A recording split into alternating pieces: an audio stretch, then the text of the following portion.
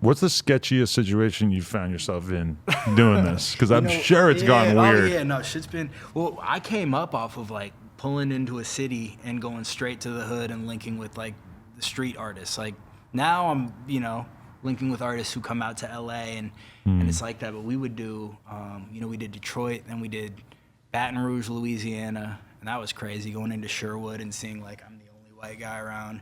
Everyone's got 100 rounds on their shoulder, just hanging out on the lawn. I'm like, oh, I need to go to shit. more of the places where you're allowed to just display your firearm on the block, because that sounds crazy. Fucking ESTG was just telling me about how wild that shit was, or how it is, like where he grew up and everything. Yeah, I think the craziest, like we've been in a lot of like really dicey kind of situations. But I think the craziest for me was going to Baltimore. We had done a video like literally the closest thing to a zombie apocalypse I think I've ever seen. Like extreme poverty and you pull up at the stoplight and you have somebody literally clawing at your car trying to get in, like just in the middle of 1 a.m. Whoa. We did a video in the hood. We didn't even know where we were, which was probably not the best decision at the time. I got my buddy who's, from Huntington Beach, never been on the road. He's just, yeah, I'll come with you and shoot videos, whatever. We rented a Challenger. We had gone from New York through Jersey and Philly down to Baltimore. We were going to DC, and we were linking up with this artist, Moose, Boosie's artist. And we went into the hood and shot this video and did the classic like photo shoot in the hood with everybody. I can't come in, all the people come out, get the flick with me, whatever. And they're like, all right, we're gonna go, like, you guys can do your thing.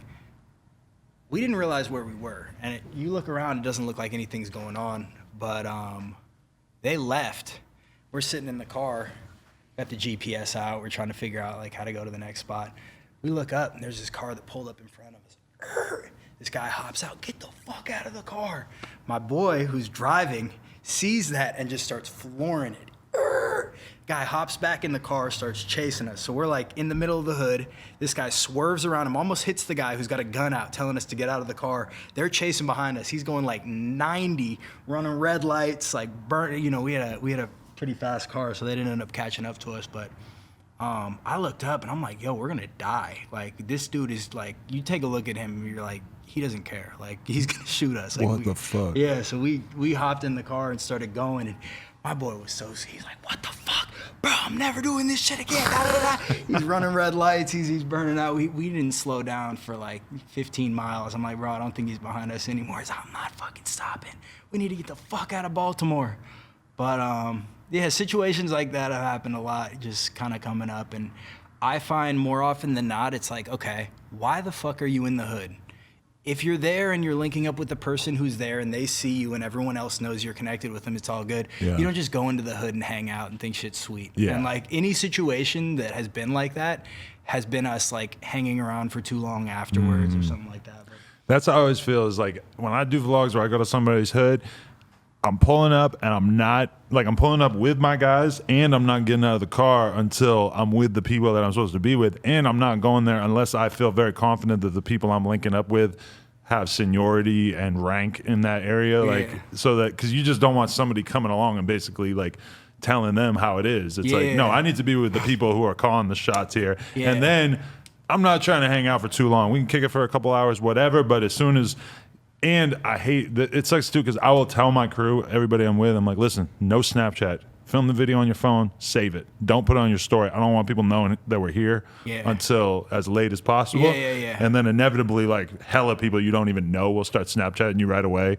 and you can't just be like, yo, you're all of you. Don't post that. Like that just kind of happens. But yeah, I just try to like get in, get out, just because you realize how much attention you're bringing to that area by being there, and you just have to be respectful of that, because realistically, like if the block gets shot up because you're there, that's kind of on you too. You know, like if the block gets shot up, there's a pretty good chance that somebody besides you is going to get hit. And if it's because you're there, that's not really a great position to be in, you know? I remember pulling up in Sherwood, and we were linking up with Sherwood Marty.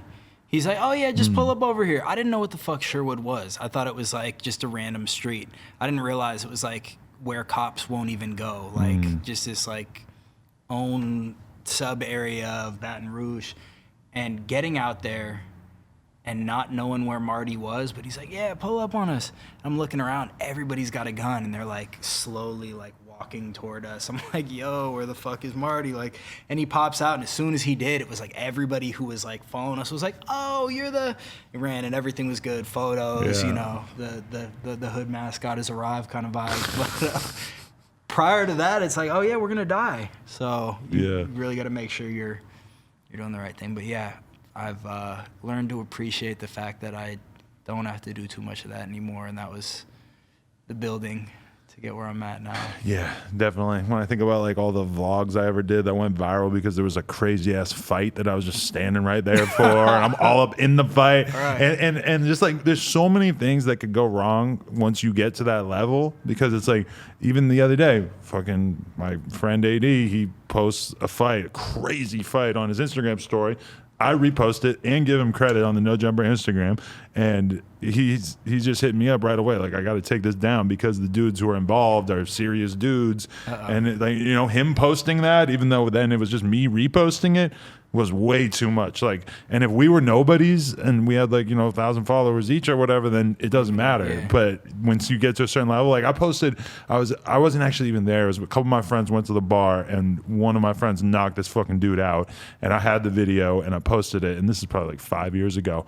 And immediately I got the fucking dude's sister in my DMs telling me about how he's a saint and your friend knocked him out for no fucking reason. I'm like, oh God damn it. Like, that was like 30,000 follower Adam. This girl was like in my DMs making me feel horrible about posting that. And I'm like, all right, fuck, I'm sorry. You know, I deleted it, whatever. Yeah. But it's all those early on like vlogs, and I feel like from what sticks out to me in your course and growing into what you've, you know, turned it into, what's been different is you're getting involved. You're driving there, you're pulling up, you're, you know, with Lil Pump going around state to state, showing the behind the scenes. Like, nobody was really showcasing,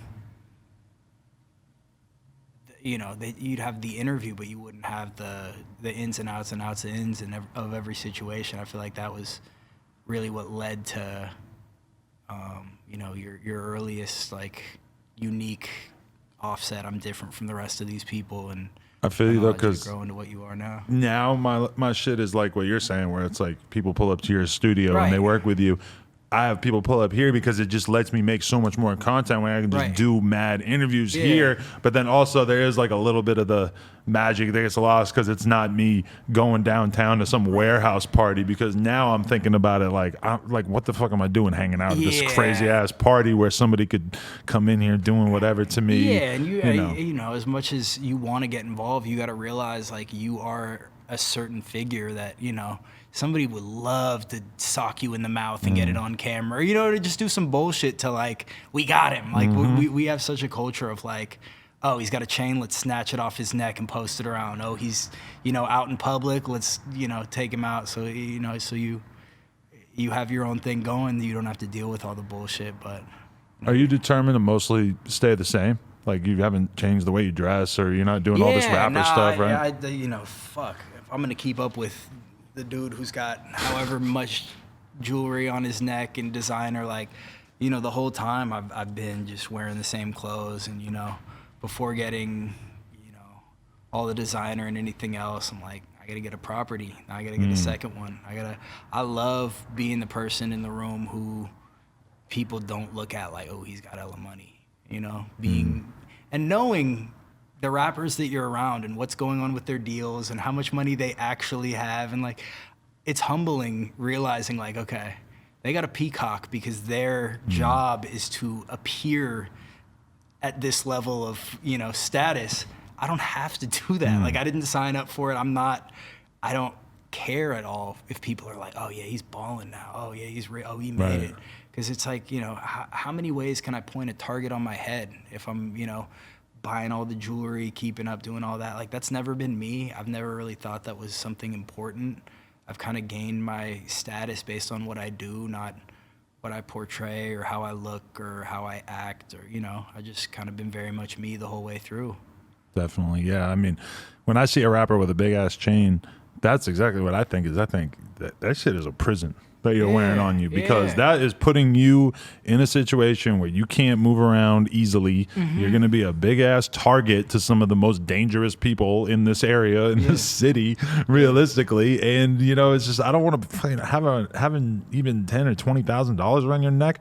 Fuck all that. I don't want to fucking have to worry about that. Right. If I wouldn't walk around with $10,000 in my pocket, I would put it in the goddamn bank so nobody could take it. Right. And on top of that, it's like, okay, that's half your advance. Like, we know what these deals are. We know how much money they're getting. We know how much they owe.